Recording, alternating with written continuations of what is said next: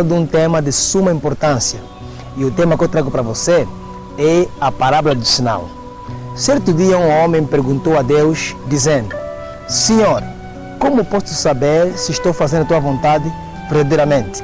O homem perguntou de novo a Deus a seguinte questão: Senhor, como posso saber se estou sendo perfeito nos teus caminhos? Deus então lhe respondeu: pegue a carta de amor que enviei, leia e releia, pratique tudo que nela contém e você será feliz. Em simples palavras, Deus queria que este jovem lesse o Apocalipse capítulo 1, versículos 3.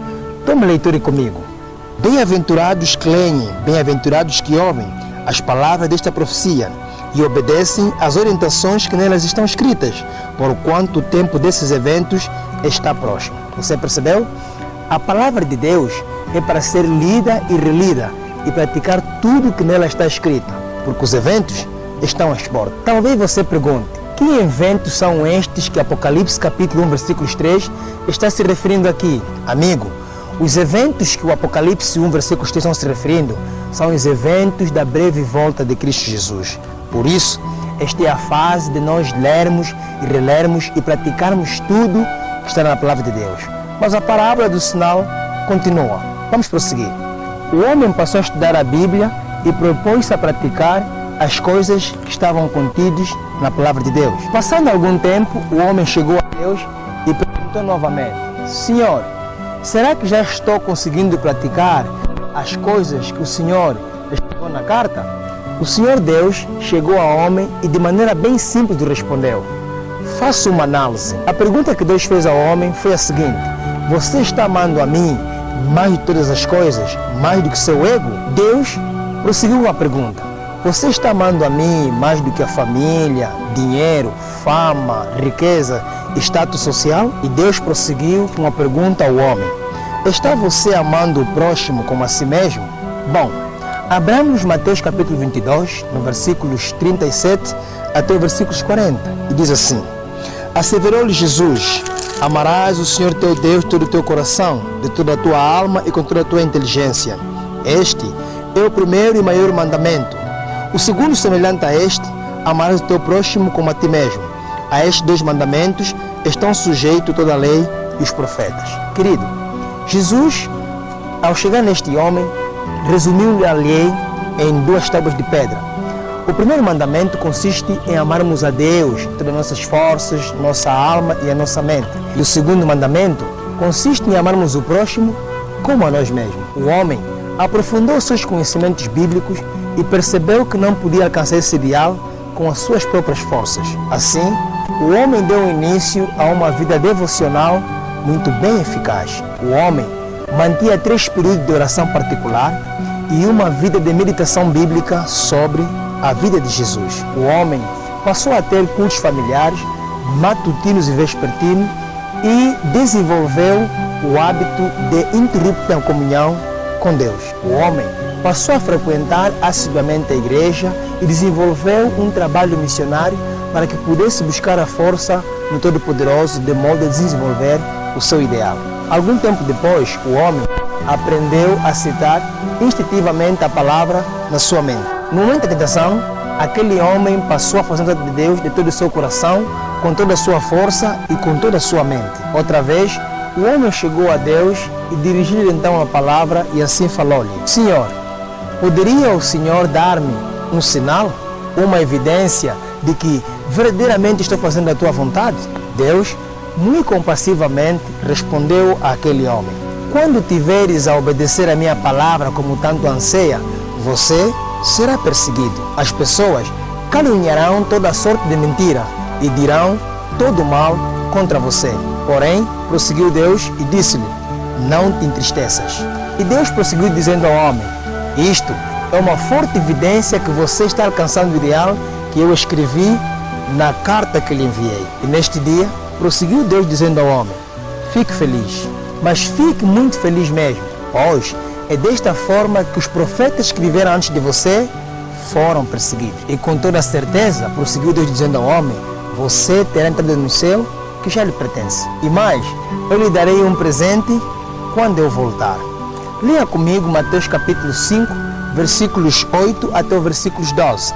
Diz assim: bem-aventurados os limpos de coração, porque verão a Deus.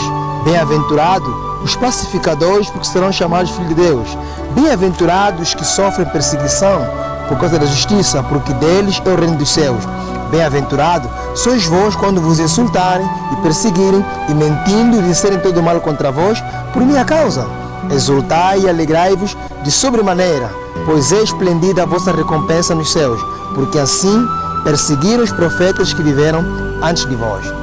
Querido amigo, este é o consolo que Deus deu a este homem, que quando nós estamos praticando a palavra de Deus, obviamente o sinal será a perseguição. O homem, quando ouviu essas palavras de Deus, ficou muito emocionado e começou a chorar porque já estava sendo perseguido. O homem chorou como uma criança e voltou a perguntar a Deus o que mais poderia fazer então, enquanto Jesus não voltar para dar-lhe o presente. O Senhor, amando muito esse homem, abraçou-lhe e respondeu-lhe. Deus então, abraçando o homem, prosseguiu dizendo: continua sendo como sal, se misturando com os homens para que eles possam ter na vida um novo sabor. Deus foi mais além, dizendo ao homem: continua sendo uma luz para que eles se livrem da escuridão, a fim de que eles possam enxergar-me em você. Abra comigo Mateus capítulo 5, versículos 13 até o versículo 16. Diz assim: vós sois o sal da terra, mas se o sal perder o seu sabor, com que se há de temperar? Para nada mais presta, senão para se lançar fora e ser pisado pelos homens. Vós sois a luz do mundo. Uma cidade edificada sobre um monte não se pode ser escondida. Igualmente, não se acende uma candeia para colocá-la debaixo de um cesto. Ao contrário, coloca-se no velador e assim ilumina a todos que estão na casa. Assim deixai a vossa luz resplandecer diante dos homens, para que vejam as vossas boas obras e glorifiquem o vosso Pai que está no céu. Querido, em resumo, foi isso que Deus disse ao homem, que ele pudesse ser o sal da terra e a luz do mundo, para que os homens pudessem ser saboreados e também pudessem ser iluminados. Deus ainda prosseguiu dizendo ao homem: e não desista, nem desanime, porque eu voltarei logo para lhe entregar o que prometi. Abra comigo em Apocalipse 22, versículos 12, e diz assim: Apocalipse 22, versículos 12: eis que venho sem demora, e trago comigo o galardão que tenho para premiar a cada um segundo as suas obras. Estas foram as palavras que Deus disse àquele homem. Você percebeu esta parábola do sinal? Eu quero lhe dizer que a história sempre se repete, e assim acontece a todos quantos quiserem viver piamente em Cristo Jesus. Se você quiser viver a verdade que está contida na Bíblia, você vai passar na mesma experiência que este homem passou: perseguição, calúnia, difamação, porque você está vivendo na íntegra a palavra de Deus. Querido amigo telespectador, entre a justiça e o pecado, o amor e o ódio, a verdade e a mentira, sempre há um conflito irreprimível. Se nós manifestarmos na nossa vida a santidade e o amor profundo a Cristo, subtrairá o espírito de Satanás contra nós e o príncipe das trevas se levantará. Opróbrio, perseguição, calúnia atingirá a todos quantos estão cheios do Espírito de Cristo nas suas vidas. Bom, a maneira de como o diabo persegue as pessoas, ela varia de acordo com o tempo, mas os fundamentos são os mesmos. O espírito de Satanás que lhe serve de base é o mesmo que no tempo de Abel assassinou todos os escolhidos de Deus. Se você e eu quisermos viver em harmonia com Deus, acharemos que o escândalo da cruz ainda não findou. Potestades, principados, exércitos da maldade nos lugares celestiais estarão contra todos aqueles que se submeterem à lei de Cristo Jesus. Se você está sendo perseguido, você não deve estar triste, porque isto é um sinal de que você está seguindo perfeitamente os passos de Jesus Cristo. Bom, amigo, o Senhor Jesus nunca prometeu que os seus servos estariam livres das perseguições. Porém, Ele assegura-nos que seremos muito felizes. Abra comigo Deuteronômio capítulo 33, no versículos 25, diz assim a palavra de Deus: sejam de ferro e bronze as trancas das tuas portas, e permaneça a tua força e paz com os teus muitos dias. Você viu? Esta é a promessa que o Senhor Deus faz a você e faça para mim, que permaneça em paz os nossos muitos dias. O Senhor Jesus ainda nos leva ao pensamento em 2 Coríntios capítulo 12, versículos 9, um texto muito confortador, que quando nós estamos a sofrer perseguição, calúnia e afronta através da sua palavra, lembre sempre desse texto. Abra comigo 2 Coríntios no capítulo 12, versículos 9. Entretanto, ele declarou: a minha graça te é suficiente, pois o meu poder se aperfeiçoa na fraqueza.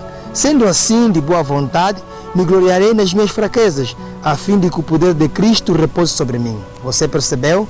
A graça de Cristo nos basta quando nós estamos a ser perseguidos por causa de obedecermos fielmente a palavra dele. Amigo, Ellen White, a serva do Senhor, no seu livro O Maior Discurso de Jesus, na página 29 a 30, ela escreveu as seguintes citações. Leia comigo na sua tela, eu vou ler aqui esta citação que ela escreveu, que é muito confortadora. Em todos os tempos, Satanás perseguiu, torturou e matou os filhos de Deus, mas morrendo eles, tornaram-se vencedores. Amém? Em todos os tempos, Satanás torturou, perseguiu, incluindo até matança dos filhos de Deus, mas em todos os tempos, eles foram vencedores. Pode você ser perseguido, torturado e até se calhar Deus pode permitir que você seja morto, mas a tua morte é uma vitória para Cristo Jesus. Vem comigo, vamos num outro ambiente para que possamos dar sequência e aprofundar mais sobre este tema, a palavra do sinal. Vem comigo. Querido amigo, a perseguição dar-se-á dentro das próprias igrejas. Agora, eu vou provar para você que a perseguição daqueles que forem fielmente a Cristo Jesus vai acontecer dentro das próprias igrejas. Em Lucas, no capítulo 13, versículos 9, Jesus já advertiu que isso poderia ter acontecido. Leia comigo. Ficai vós alerta, pois vos denunciarão aos tribunais e sereis açoitados nas sinagogas. Por minha causa, vos farão comparecer à presença de governadores e reis, e isso se constituirá em testemunho para ele. Querido amigo, existe ainda um outro texto que Jesus também falou em Mateus capítulo 10, versículo 17, que é o similar com o texto anterior. Vamos ler. E acautelai-vos dos homens, pois vos entregarão aos tribunais e vos açoitarão nas sinagogas. Esta profecia descrita em Marcos e em Mateus, que acabamos de ler, de que seremos açoitados nas sinagogas, já se cumpriu no passado com os discípulos de Cristo. A pergunta que fica é: será que terá um outro cumprimento no futuro? A Bíblia, a palavra de Deus, tem resposta. Leia comigo Marcos capítulo 13, versículos 10, para entendermos se realmente essa profecia vai se cumprir no futuro ou não. Marcos 13, versos 10. Tome a tua Bíblia e leia comigo. Contudo, é indispensável que primeiro o Evangelho seja anunciado para todas as nações. No livro de Marcos, capítulo 13, versículos 10, percebemos que o Evangelho primeiramente terá que ser pregado em todas as nações. A pergunta que fica é: será que o Evangelho já foi pregado em todas as nações? Obviamente que não. Muito embora tenha havido perseguições no passado, esta profecia de Jesus tem a ver também com um fato futuro. Se você reparar, em Mateus 10:17, Jesus falou que seremos levados aos tribunais. Mas na nova versão internacional, encontramos a palavra concílios locais. Bom, pergunto a você, como se chama o concílio local que visa disciplinar o membro da igreja? Amigo, o concílio que visa disciplinar os membros da igreja chama-se Conselho da Igreja. Já ouviu falar desse nome? Obviamente é isso mesmo. Conselho da Igreja é a comissão que visa disciplinar um membro da igreja, quando este, por sua vez, tem cumprido a palavra de Deus e não cumprindo a palavra dos homens. Jesus também falou em Mateus 10, versículo 17, que seremos açoitados na sinagoga. E como sinagoga é sinônimo de igreja, aqueles que vão querer fazer a vontade de Cristo Jesus serão disciplinados pelo próprio conselho da igreja.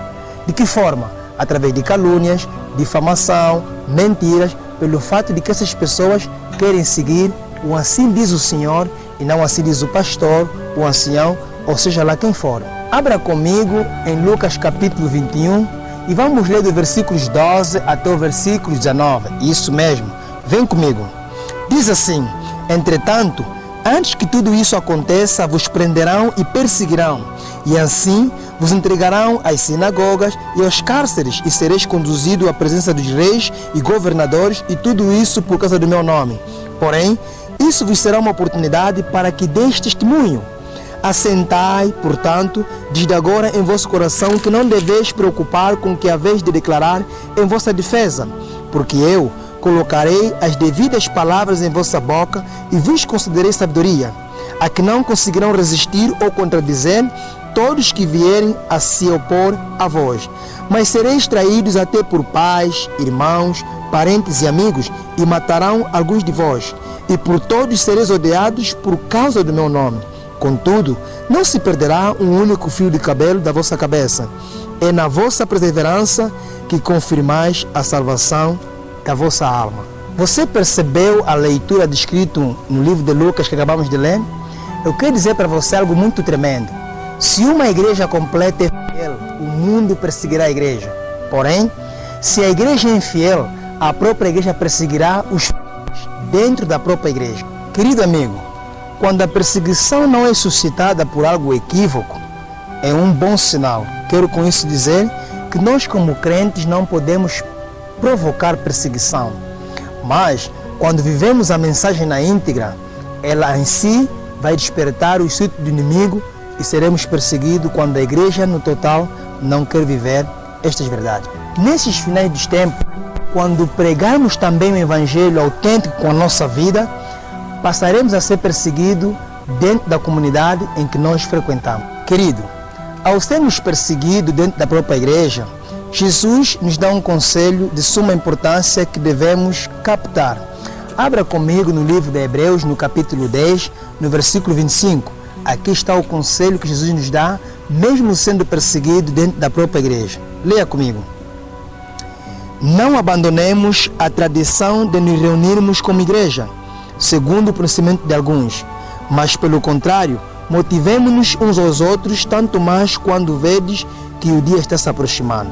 Querido amigo, ao seres perseguido, nunca deves abandonar a igreja pela qual você frequenta, mesmo sendo caluniado, debochado, contrariado e até mesmo silenciado ou até mesmo eliminado.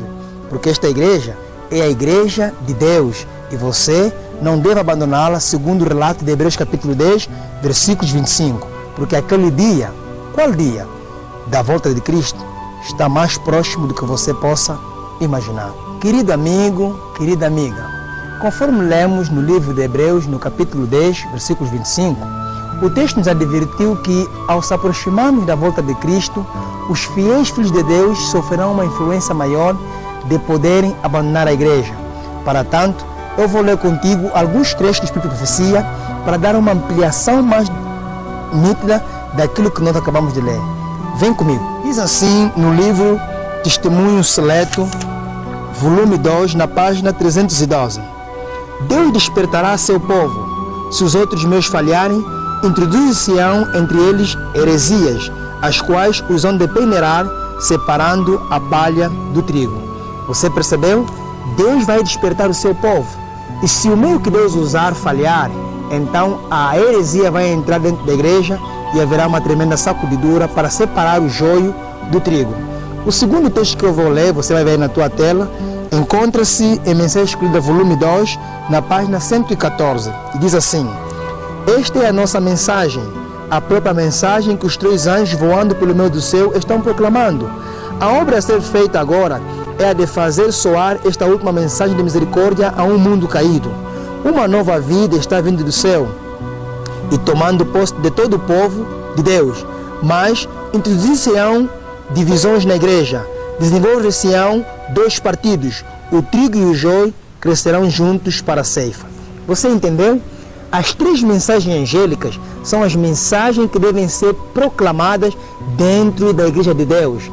E esta mensagem vai fazer com que haverá divisão dentro da igreja e haverão 2 partidos, aqueles que querem viver e aqueles que não vão querer viver. Os que não vão querer viver vão perseguir e opor-se contra aqueles que vão pregar as 3 mensagens angélicas que têm a ver com a justiça de Cristo, englobando a justificação, santificação e posteriormente a glorificação. Agora vou ler o terceiro texto do Espírito de Profecia, que a serva do Senhor ainda nos diz. Está em Testemunho para Ministro, página 407. Repito, página 407. E diz assim: ao avançar a obra do povo de Deus, com santificada e irresistível energia, implantando na igreja o estandarte da justiça de Cristo, movida por um poder que vem do trono de Deus, tornar-se-á grande controvérsia cada vez mais forte e se tornará cada vez mais determinada. Mente se aparelhará contra mente, plano contra plano, princípio de origem celestial contra princípio de Satanás. A verdade em seus variados aspectos estará em conflito com o erro em suas formas sempre variadas e crescentes, e que, se possível, enganariam os próprios escolhidos. Você percebeu? Mente se aparelhará contra mente, e princípios de Deus contra os princípios do demônio. Este é o conflito que vai haver dentro da igreja ao se pregar a verdade presente.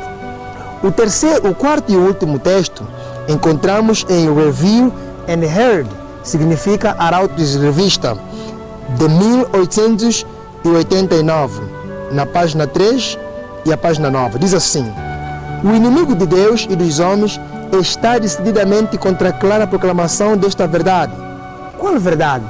A justiça pela fé no poder criador da palavra de Deus. A justiça pela fé é o pacote completo, que é a justificação, santificação e a glorificação. Hoje, muitos pastores, membros leigos e anciãos já não aceitam pregar a justiça pela fé, apenas pregam a justificação pela fé. Justificação pela fé é apenas a mensagem de que somos salvos, basicamente, na realidade do pecado. Porém, eles não pregam a santificação pela fé, que é ser salvo do poder do pecado.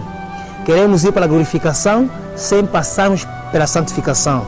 E isto é impossível, porque Cristo terá que encontrar um povo que venceu o pecado e que já obteve o caráter perfeito de Jesus. Ellen White ainda prossegue, dizendo o seguinte: porque sabe que se o povo ceifar o seu poder, estará desfeito. Se puder, porém, dominar os corações daqueles que se chamam filhos de Deus, de modo que as suas experiências de fé estejam cheias de dúvidas, incredulidade, pode vencê-los pela sua tentação. Satanás procura vencer o povo de Deus, colocando dúvida, se obviamente não entendermos a mensagem da justiça pela fé, que engloba justificação, santificação e glorificação. Estes são os textos que a serva do Senhor apresentou para você e que vai causar a divisão dentro da igreja entre aqueles que querem viver e aqueles que não quererão viver. Querido amigo, será que você está alistado a esta empreitada? Bom, o Evangelho terá que ser levado por ativa luta, perigo, oposição, em meio ao muito sofrimento. Agora, eu vou ler para você mais alguns trechos do Espírito de Profecia que se encontram algumas alusões que a serva do Senhor faz, e preste atenção porque o texto vai ver na tua tela. Querido amigo, agora vou ler a citação do Espírito de Profecia que a serva do Senhor escreveu, que está em Testemunho Seleto, volume 2, na página 31. Preste atenção. Nesta empreitada estarão alistados apenas homens valentes. Quando a religião de Cristo for mais desprezada, quando a sua lei mais desprezada for, então deve o nosso zelo ser mais ardoroso e nosso ânimo e firmeza mais inabaláveis. Permanecer em defesa da verdade e justiça quando a maioria nos abandona, ferir as batalhas do Senhor quando são poucos os campeões, essa será a nossa prova. Naquele tempo devemos tirar calor da frieza dos outros, coragem de sua covardia e lealidade de sua traição. Esta maioria que nos abandona antes andava junto. Você percebeu? Aqui está uma nota tão clara que vai se cumprir na nossa vida. Por isso, devemos ficar firmes e permanecermos ao lado da verdade, custe o que custar. Vou ler mais para você uma outra citação tremenda. Preste atenção e acompanhe na tela. Diz assim, no livro de Educação, página 57. A maior necessidade do mundo é a de homens que se não comprem nem se vendem, homens que no íntimo da alma sejam verdadeiros e honestos, homens que não temam chamar o pecado pelo seu próprio nome, homens cuja consciência seja tão fiel ao dever como a bússola o é ao polo, homens que permaneçam firmes pelo que é reto, ainda que caiam os céus. Deus procura homens cuja nota que nós lemos aqui está se referindo? Está você se posicionando na verdade? Está você buscando estar firme em Cristo Jesus para que quando a peneira vier na tua igreja ou quando o mundo se opor contra aqueles que guardam a lei de Jeová, você vai ficar firme ou vai se acovardar? Amigo, devemos fazer a distinção entre heresia e um herético. Heresia significa ensino ou doutrinas erradas e o herético é aquele que adota o erro como se fosse uma verdade. Bom, se alguém está ensinando uma doutrina errada ou uma heresia neste caso, esta heresia deve ser combatida com bastante fervor. Muitas das vezes nós cometemos o erro em combater o herege ao invés de combatermos a heresia. Devemos saber distinguir entre heresia e o herege. O que devemos combater não é o herege, ou seja, a pessoa que ensina o erro, mas combatermos o erro ensinado pelo herege, que é a pessoa que ensina o erro. Agora, vou passar para você um texto maravilhoso que se encontra em Provérbios no capítulo 26, versículo 5. Leia comigo, vai aparecer na tua tela. Responde ao insensato conforme a tolice dele, para que ele não fique pensando que possui alguma sabedoria. Você entendeu? Ao insensato, aquele que ensina heresia, você responde-lhe segundo a tolice dele, para que ele não possa pensar que possui alguma sabedoria. Quando você apresenta uma verdade com relação a um erro, não precisas entrar em briga com esta pessoa. Deixe que as ideias apresentadas lutem entre si, mas você continua sendo um bom amigo com aquele que você apresentou a verdade, embora não crendo ou não aceitando. É um fato conhecido de que a verdade nunca teme o exame, a análise e a luz. Pelo contrário, a verdade sempre está disposta em passar pelo desafio do exame da palavra de Deus, pois esta é a norma pela qual devemos levar a verdade para ser balanceada. Agora, vou abrir no livro de Provérbios, no capítulo 28, versículos 1. Vou ler a primeira parte e no outro contexto lerei a segunda parte. Preste atenção na tela. O ímpio foge mesmo que ninguém o persiga. Você percebeu? Aquele que defende o erro, ele sempre foge mesmo que ninguém o persiga. É basicamente está a falar aqui o Salomão. Amigo, o que mais a verdade almeja é o exame da palavra de Deus, o exame bíblico. Já a heresia, neste caso o erro bíblico, sempre teve uma atitude esquiva, totalmente oposto à verdade. Agora, vou ler a segunda parte do texto de Provérbios 28, versículos 1, porque eu li a primeira, agora vamos complementar com a segunda. Preste atenção ou tome nota lá na tela. Mas as pessoas honestas são valentes como um leão. Você vê só?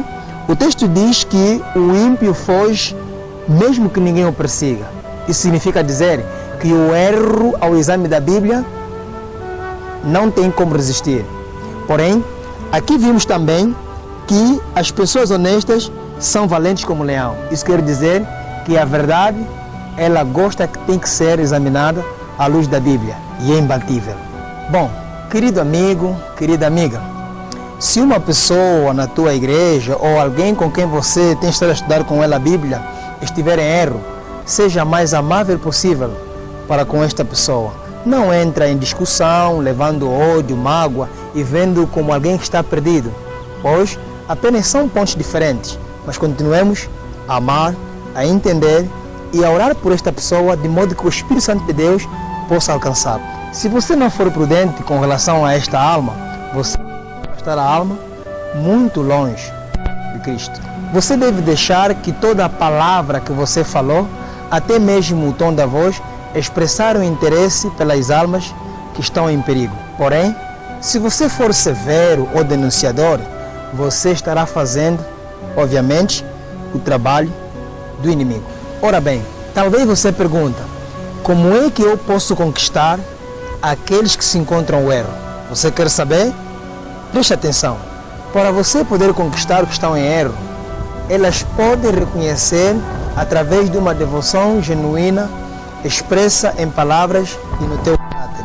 Amigo, se você necessita ensinar a fé, humildade, você precisa ter o amor de Jesus em teu coração. Quando tivermos sobre o fogo cruzado, tendo a injustiça e a perseguição por causa da verdade, batida a nossa porta, O que mais podemos esperar da parte do Senhor? Querido amigo, quando tiveres a ser perseguido por viver a verdade na íntegra ou pregando, não desiste, pois Jesus é com você porque Ele prometeu: eis que estou convosco todos os dias até a consumação do século. Continue pregando a verdade, se for possível, morre por ela.